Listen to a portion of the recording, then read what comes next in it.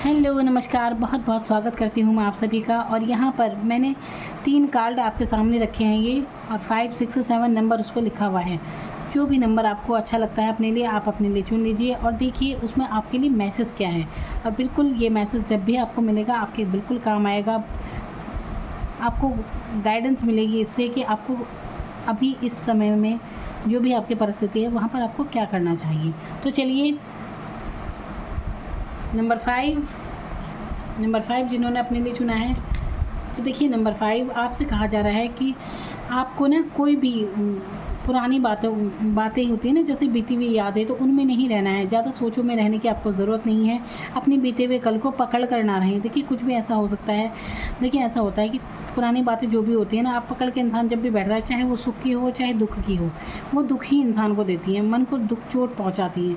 और अधिकतर वैसे अच्छी बातें तो कोई ज़्यादातर सोचता नहीं है कि हमारे जीवन में ये सब अच्छा हुआ था, ये है वो है। अधिकतर तो याद तो दुखी बातें ही याद आती हैं। कोई भी ऐसी घटना जो अच्छी नहीं गुजरी तो उसे ही याद करते रहते हैं। कोई भी बात हो सकती है वो, तो देखिए इसका परिणाम भी अच्छा नहीं होता और ज़्यादा हालात ख़राब ही होते हैं पुरानी बातों को याद करके। तो कोई भी ऐसी बात है जिसे आप छोड़ नहीं पाते, कोई पुरानी बात जो बार बार आप रिवाइज़ करते हैं, कोई भी हो सकती है वो, तो आपको उसे छोड़ देना चाहिए। बार बार देखिए अपने आज में भी और अपनी पुरानी बातें करते रहना, ये वाकई में नुकसान ही होता है इन चीज़ों से। तो आपसे कहा जा रहा है कि पुरानी बातों को आपको छोड़ देने की ज़रूरत है।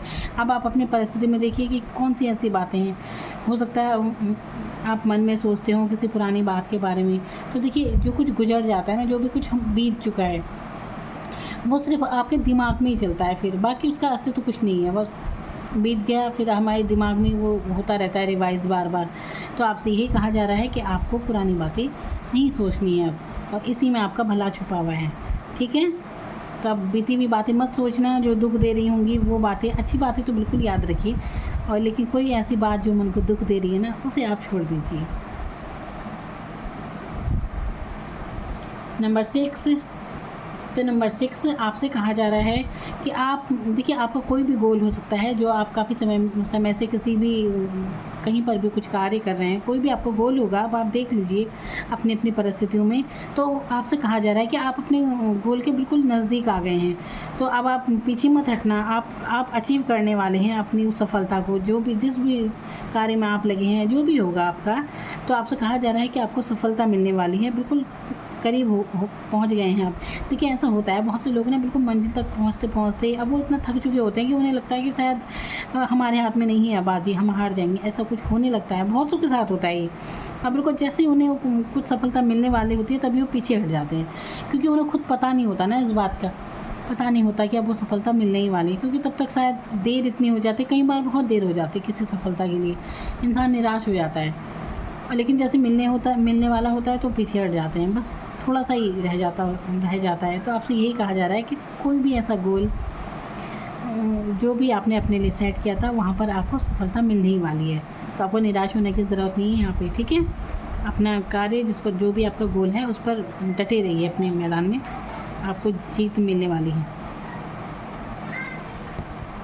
नंबर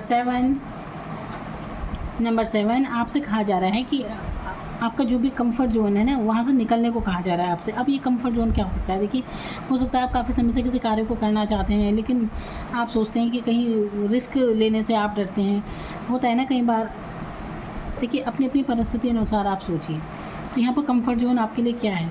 कुछ भी आपका कार्य हो सकता है कि आप कुछ करना तो चाहते हैं, लेकिन कई बातें आपके मन में आती हैं। देखिए होता है ना, कई बार इंसान बस सोचता ही रह जाता है। वो कहते हैं ना कि मैं ये करता, मैं वो करता, कहीं ऐसा ना हो, कहीं वैसा ना हो जाए, बस यही बात मन में चलती रहती है। तो देखिए इतना सोचने के बजाय कि अरे कहीं ऐसा ना हो जाए, वैसा ना हो जाए, तो पहले कार्य शुरू कीजिए तो सही।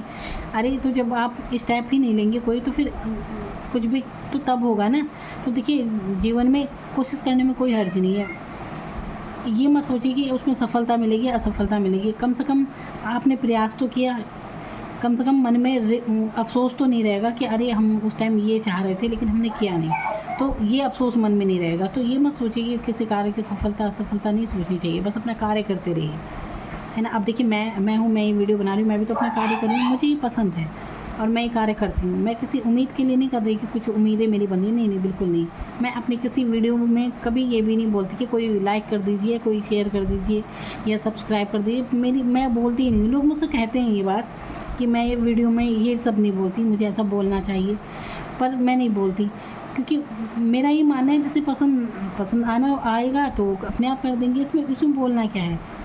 और वैसे भी ये मैं बता रही हूँ, ये मेरे मन को सुकून देता है। ये मेरा कार्य, ये मेरा सुकून है। मुझे यही आता है और मैं इसी फील्ड में काम कर सकती हूँ। यही मेरा कार्य है। मैं यही चुना है भगवान ने मुझे इसके लिए। तो इसीलिए हर किसी को परमात्मा ने चुना है, जो भी उसका कार्य है, कोई डॉक्टर है, कोई इंजीनियर है, कोई कुछ है, हर कोई अपने फील्ड में कार्य कर रहे हैं। तो अगर आप, क्योंकि उसी के लिए आप चुने गए हैं और उसमें ही आपकी खुशी भी होनी चाहिए। जो भी कार्य कीजिए खुशी के साथ कीजिए, तो उस कार्य में मज़ा आता है। फिर निराशा कुछ नहीं होती, फिर निराश होने का सवाल ही पैदा नहीं होता। क्योंकि कोई भी कार्य जिसे हम खुशी से करते हैं ना तो उसमें थकावट फील होती है और बस मन की खुशी ज़रूर मिलती है उसमें। तो यही मैं आपसे कह रही हूँ कि किसी भी कंफर्ट जोन से निकलने की बाहर आपको ज़रूरत है और बस बढ़िए अपने जीवन में आगे। तो क्या है आपका कंफर्ट जोन, सोचिए कि अपने ऊपर देखिए किस तरह से अप्लाई होता है आपके ऊपर ये मैसेज, अपनी अपनी परिस्थिति अनुसार। ठीक है। तो ये था आपके लिए message. Thank you so much.